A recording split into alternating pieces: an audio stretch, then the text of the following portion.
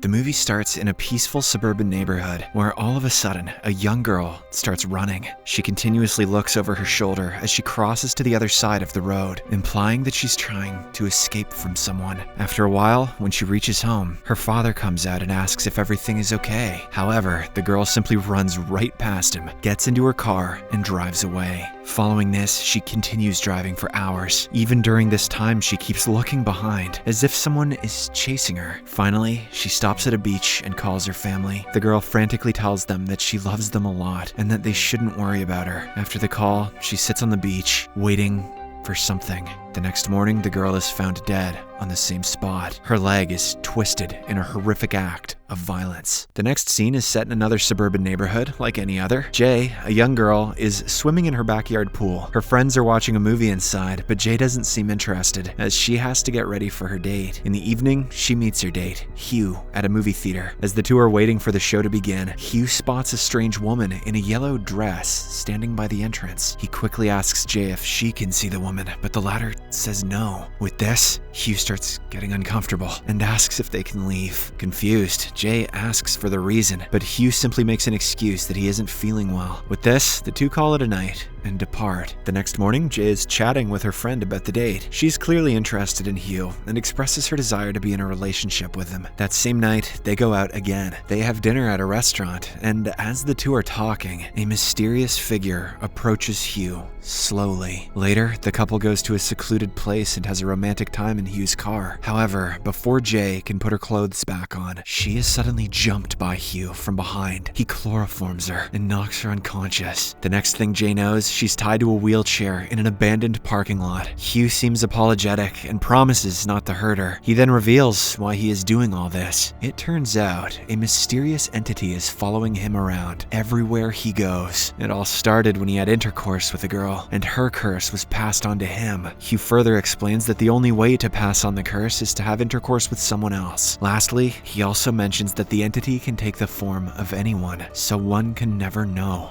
if it's real. Jay obviously doesn't believe him and starts screaming for help. However, Hugh wheels her over to the edge of the building and shows her the entity. Suddenly, Jay spots a strange woman, completely unclothed, slowly walking towards her. Hugh tells her that she has to sleep with someone else to transfer her curse, but if the entity catches up to her, she will be killed. Following this, Hugh drives her back to her friend's house and drops her off. He then flees the place before someone catches him. In no time, Jay's friends rush to help her. They call the cops, and Jay is asked a few questions about what happened. The police investigate, but find no signs of Hugh, as the boy had been using a fake name. The next day at school, while in class, Jay notices an old woman in the distance. She seems really out of place, only dressed in a nightgown. Surprisingly, no one else in the class notices her. As a result, Jay realizes that the woman is the entity and freaks out. She immediately grabs her bag and leaves, but in the hallway, again encounters the same woman. Terrified, she runs away from the school and heads to a store where her friends Kelly and Paul work. As expected, her friends don't believe any of it, but Paul offers to accompany her at her house that night. Here, we get to know that Paul has a crush on Jay, so he is willing to go to any extent to be with her. Seeing his courage, everyone in the group agrees to accompany Jay so that she feels safe. That night, Jay struggles to sleep as she has become paranoid. She sneaks downstairs and finds Paul watching a movie. He tries to comfort her, saying that everything will be all right, but she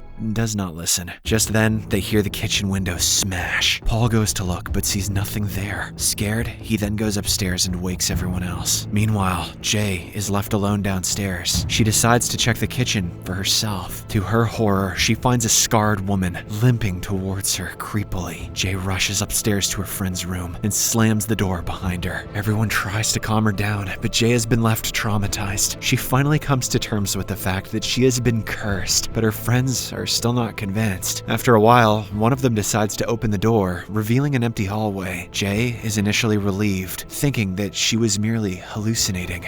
But right then, a freakishly tall man comes walking in behind her friend. She screams and immediately escapes out the bedroom window and onto the balcony. In the next scene, Jay reaches a local park on her bike, while her friends catch up and try to calm her down. Seeing Jay getting paranoid, the group decides to track Hugh down so that they can get some answers. Later, the group finds his address and reaches the place, but it's abandoned. Not willing to give up, they then start looking around and find old photos and other clues that point them to Hugh's high school. On reaching the school, they finally find his real address and learn that his name is Jeff. Wasting no time, they arrive at his house and confront him. Jeff immediately apologizes and explains that the same thing was done to him after a one-night stand. He reveals that the curse is real, and the only way to escape is to pass it on. Hearing this, Jay and her friends are stunned, and they decide to get as far away as they can. They then begin listing out potential locations, and one of them suggests a friend's lake house. Jay loves the idea, and all of them decide to head there. As the days pass,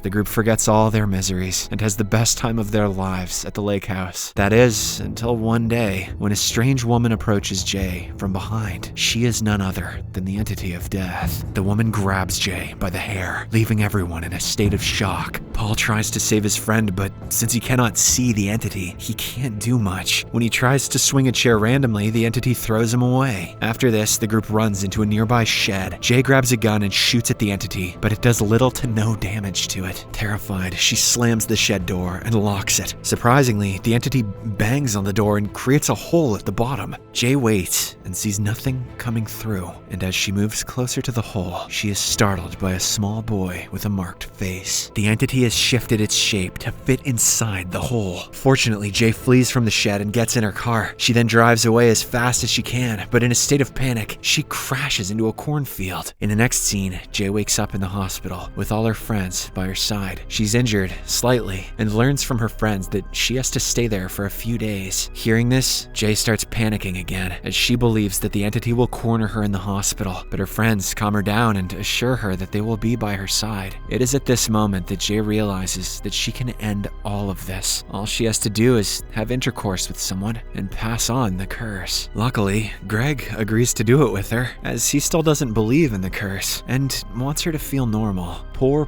Greg. That night, the two have a wonderful moment in the hospital bed. When later asked if it was worth it, Greg said, "Yes, sir, absolutely." A few days later, as Jay is watching over Greg's house, she notices someone breaking in through his front window. Surprised that she can still see the entity, Jay hurriedly calls Greg to alert him. Sadly, there's no answer, so she is compelled to rush over to his house. She finds the entity upstairs disguised as Greg's mother, banging on his bedroom door. Jay tries her best to warn Greg, but the latter opens the door and suffers a painful death. Terrified, Jay races out of the house and drives away. She knows that the entity is now following her again. Scared and shocked at what she just witnessed, she travels to the beach as far away as she can get. There, she sees some boys and tries to lure them to have intercourse. However, she changes her mind at the last moment and returns home. The following day, Paul offers to help Jay. He confesses that he likes her and mentions that he is willing to take the curse if that's the only way to keep her safe. The men in this movie are so bold. However, this time, Jay refuses and instead thinks of a plan to kill the entity once and for all. Later, the surviving group of friends drive to a nearby swimming pool and break in. They've brought with them various electrical items that they intend to use to shock the water. Jay acts as bait and waits in the pool for the entity. After a while, she spots it walking in. However, their plan backfires when the entity starts throwing in the electrical items into the pool. It seems as if the entity is an intelligent one. Unexpectedly, Jay starts panicking, and she goes below the water to dodge the attacks. Her friends also scramble to help her, but can't see where the entity is. Meanwhile, Paul takes out a gun and tries to shoot it. He is guided by Jay, but accidentally ends up shooting one of his friends in the leg. As the entity continues throwing objects at Jay, one of the friends cleverly throws a blanket over it so that Paul can see where it is. He immediately shoots the entity in the head, causing it to collapse in the pool. Believing that they have finally succeeded in their mission, Jay proceeds to swim out of the pool, but the entity once again gets up and grabs her foot. It tries to drag her underneath the water and drown her, but fortunately, the heroic Paul aims at the entity and shoots it multiple times, causing it to finally let go of Jay. This makes the group assume that they have finally killed the entity, but to their horror, the pool starts getting filled with a strange red liquid. The entity is nowhere to be seen, and their plan has failed once again. Realizing that it cannot be killed, Jay changes her mind and sleeps with Paul that night. Poor Paulie. With this, the curse has been transferred to him. In the final scene of the movie, Paul wanders around town, looking for the perfect person to pass the curse on to. He sees two hookers and briefly stops his car to interact with them. This movie is an all-time classic. It's a shame that it didn't have a better ending.